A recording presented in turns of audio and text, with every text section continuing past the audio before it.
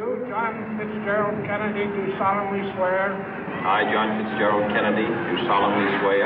That you will faithfully execute the office of President of the United States. That I will faithfully execute the office of President of the United States. And will, to the best of your ability.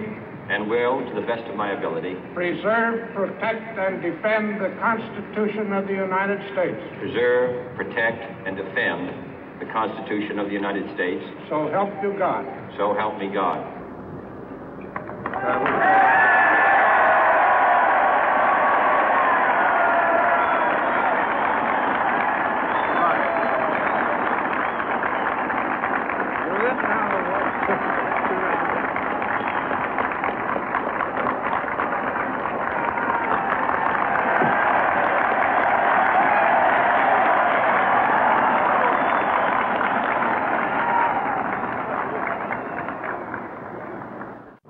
Vice President Johnson, Mr. Speaker, Mr. Chief Justice, President Eisenhower, Vice President Nixon, President Truman, Reverend clergy, fellow citizens. We observe today not a victory of party, but a celebration of freedom, symbolizing an end as well as a beginning, signifying renewal as well as change. For I have sworn before you and Almighty God the same solemn oath our forebears prescribed nearly a century and 3/4 ago.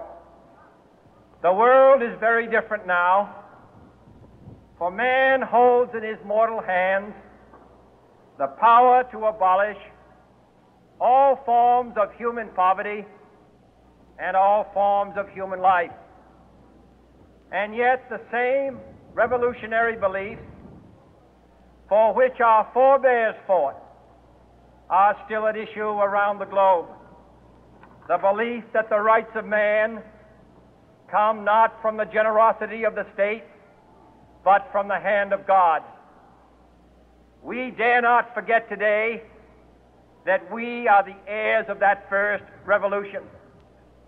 Let the word go forth from this time and place to friend and foe alike that the torch has been passed to a new generation of Americans born in this century, tempered by war, disciplined by a hard and bitter peace, proud of our ancient heritage, and unwilling to witness or permit the slow undoing of those human rights to which this nation has always been committed and to which we are committed today at home and around the world.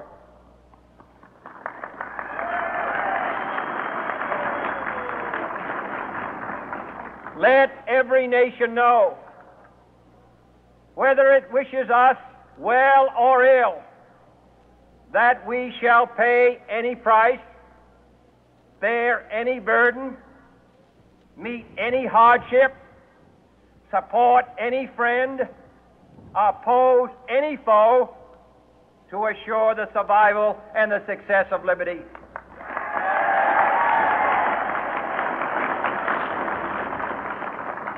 This much we pledge and more. To those old allies whose cultural and spiritual origins we share, we pledge the loyalty of faithful friends. United, there is little we cannot do in a host of cooperative ventures. Divided, there is little we can do, for we dare not meet a powerful challenge at odds and split asunder. To those new states whom we welcome to the ranks of the free, we pledge our word that one form of colonial control shall not have passed away merely to be replaced by a far more iron tyranny. We shall not always expect to find them supporting our view, but we shall always hope to find them strongly supporting their own freedom, and to remember that in the past, those who foolishly sought power by riding the back of the tiger ended up inside.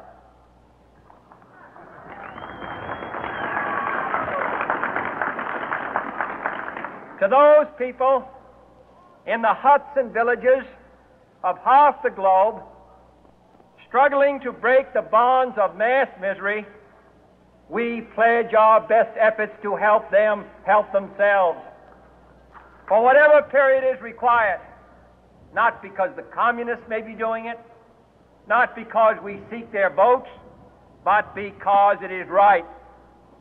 If a free society cannot help the many who are poor, it cannot save the few who are rich.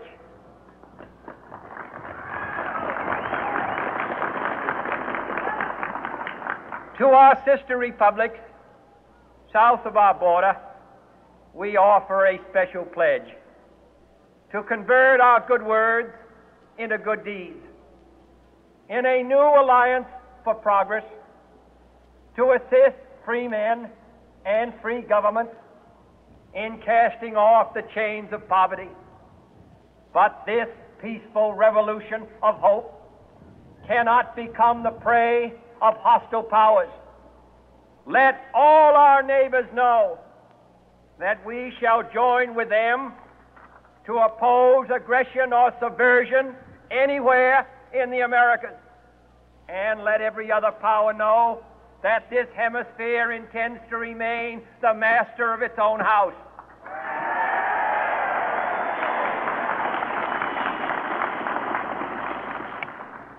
To that World Assembly of Sovereign States, the United Nations, our last best hope, in an age where the instruments of war have far outpaced the instruments of peace, we renew our pledge of support to prevent it from becoming merely a forum for invective, to strengthen its shield of the new and the weak, and to enlarge the area in which its writ may run.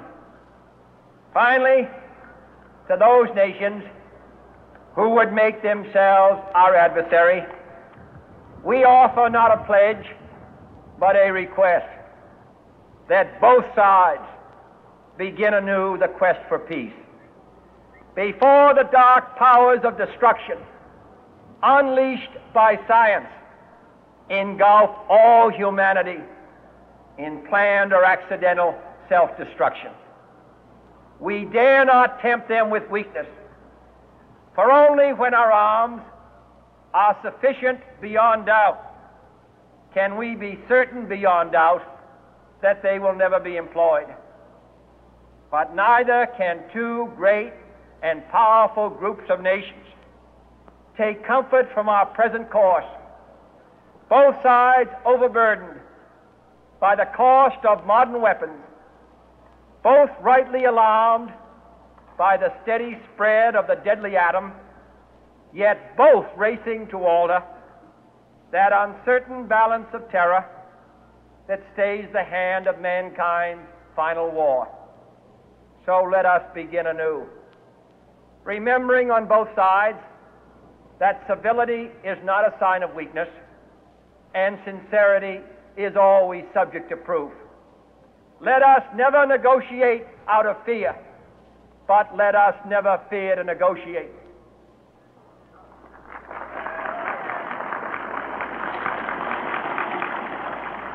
Let both sides explore what problems unite us, instead of belaboring those problems which divide us.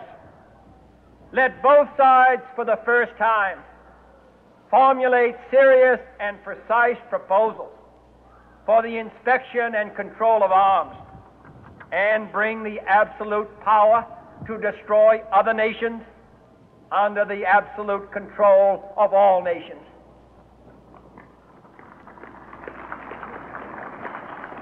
Let both sides seek to invoke the wonders of science instead of its terrors.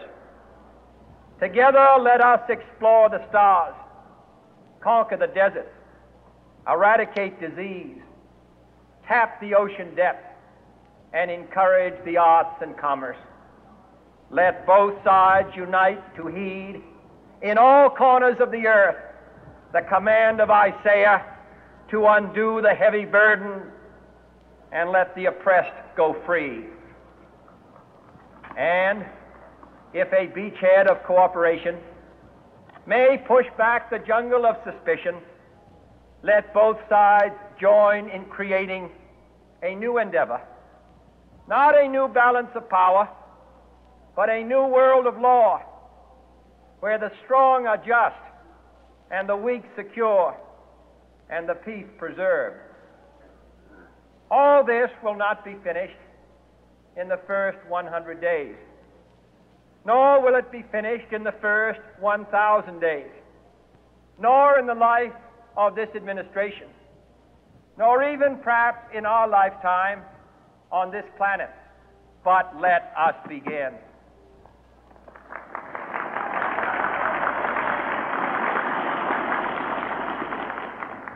In your hands, my fellow citizens, more than mine, will rest the final success or failure of our course. Since this country was founded, each generation of Americans has been summoned to give testimony to its national loyalty. The graves of young Americans who answered the call to service surround the globe. Now the trumpet summons us again, not as a call to bear arms, though arms we need, not as a call to battle, though in battle we are, but a call to bear the burden of a long twilight struggle, year in and year out, rejoicing in hope, patient in tribulation, a struggle against the common enemies of man, tyranny, poverty, disease, and war itself. Can we forge against these enemies a grand and global alliance, north and south, east and west, that can assure a more fruitful life for all mankind?